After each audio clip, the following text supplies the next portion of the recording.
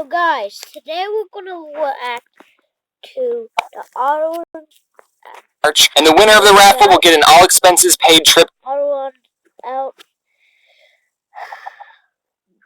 Mommy, why do humans hate us? I don't know, Matthew. Our species is completely harmless to them, and we keep the mosquito population down, who are responsible for killing more humans every year than other humans do. So, humans have an irrational reason to fear us, but they still do? I'm afraid humans aren't that smart, Matthew. Sleep tight. Don't let the bed humans bite. Love you, Mommy. I love you too, Matthew. Mom? I think the hate that spiders get is a tad bit undeserved. Okay, fine, if you're in the shower and you see a spider crawling up your leg like a freaking pervert, then that's an appropriate time to freak out. But other than that, spiders are most likely not going to hurt you.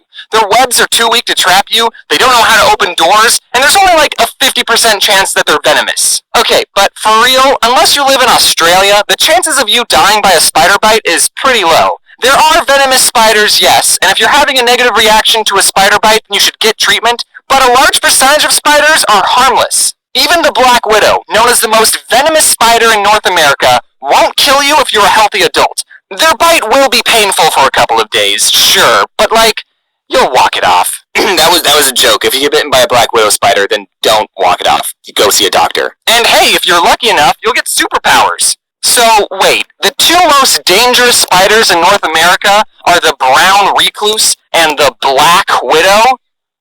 What are you trying to say about dangerous colors, America? Oh wait, the great white shark's even more dangerous. Never mind. Technically, sharks are like the second least dangerous animal out there besides puppies, because like, they don't want to eat humans. I mean, like, if you had to fight a spider and a shark, this shark would win. Also, spiders kill pests. According to this comic I made in 2014 and this National Geographic article, a single spider can eat about 2,000 insects a year. So if you're not a fan of flies, moths, or mosquitoes, which incidentally kill 600,000 people a year, then you're on Team Spider, because they're also not fans of them. Well, they are fans of them, but they are fans because they eat them. I'm not saying you have to be roommates with arachnids. I'm just saying that if you see a spider, don't put it through torture continuously smashing it with a blunt object. It's still moving! It's still moving! Kill me. Instead, get a cup and carefully place it over a spider. They're really dumb, so doing this will be super easy. Then scoop up your new best friend with a piece of paper and yeet it back into the wild with the rest of God's glorious creatures. Yeah, actually, there's a high chance that they won't make it being thrown into a completely different environment, but they should have thought of that before they decided to live in my house. Even though a spider has 8 eyes, they have terrible eyesight, so that spider that landed on your face did not do it intentionally. Some spiders that live in caves are completely blind. They don't even have 1 eye.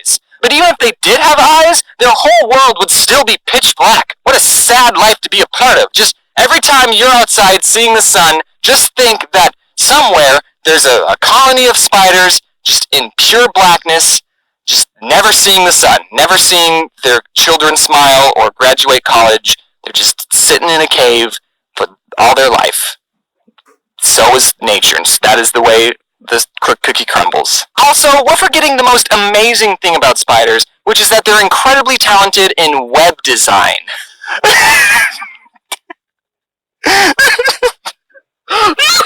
Proportionately, the silk that makes up a spider web is stronger than the fibers that make up a bulletproof vest. So next time you go to a gunfight, put on a spider web instead.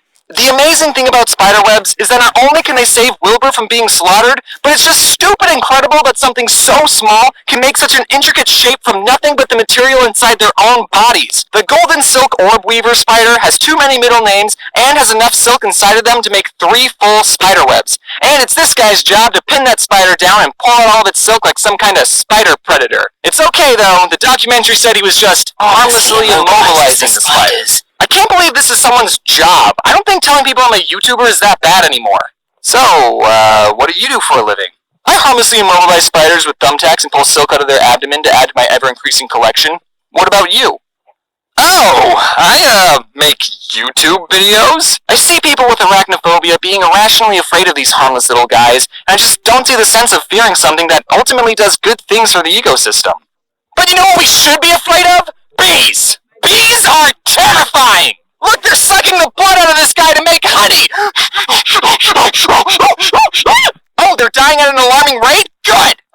was a joke, bees are, without a doubt, the most important insect on this planet. Not only do they have the best work ethic of any living thing on Earth, which is why none of them are YouTubers, they also pollinate 30% of the world's crops. Don't ask me who pollinates the rest, because I don't know. Without bees, humanity would turn to pure anarchy. Bees are so important that world-famous comedian Jerry Seinfeld made a documentary about the life of a bee and what the world would be like without them.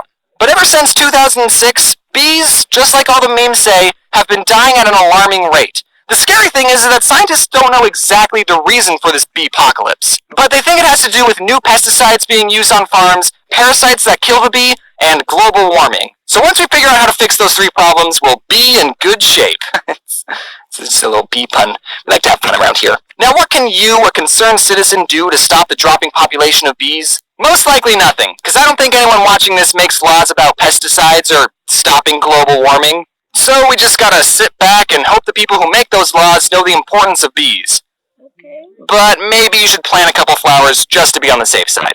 The reason I have a fear of bees is that I've gotten stung by a bee not 3 times, not 4 times, but 2 times. Two times. Now, obviously, as I've grown, I see the importance of bees, and I know not to throw rocks at them. The first time I got stung, I was outside, and I guess I was playing too close to a beehive, because I got stung on my arm, and I cried a lot. The second time, I was in my backyard, barefoot, and I was walking around, and you know how sometimes when you're about to do something and your brain realizes that you're about to make a mistake, but your body is already committed to the motion and you don't have enough time to stop yourself? So I was in the middle of taking a step and I saw that I was about to step on a bee, but my body didn't have the reaction time or the motor skills to avoid the step, and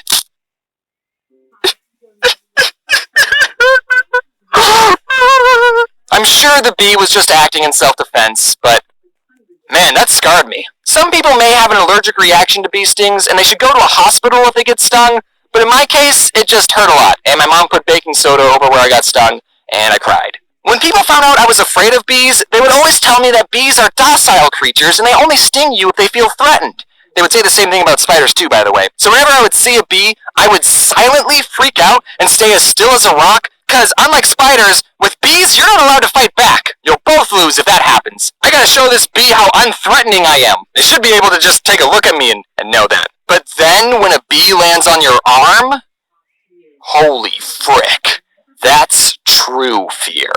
You just have to quietly watch the bee, hoping it didn't just have a bad day and decide to end its life on you. That never happened, though. Ever since I took a more calm approach to bees, I've never been stung. And I've never been bitten by a spider, either. Wasps, though, they're just mean. They can pack up and leave for all I care. I don't give a crap about wasps. So, what did we learn? Watch all bees. Hey everyone, thank you so much for watching this video about the spiders and the bees. I know it's kind of a weird topic, but I've been traumatized by bees, okay? And I think spiders aren't as bad as the internet says they are. Me and my merch guys are doing a raffle for the month of March, and the winner of the raffle will get an all-expenses-paid trip to VidCon in July, and during the convention we can set time aside and have a lunch together or something. So if you're interested, then check out the merch store or the link in the description to see how you can enter. Also, since you're here, be sure to check out all the people who worked on this video. They're all amazing and talented and deserve more followers. And I think it's about time that I created a hashtag on Twitter for the fan art. So start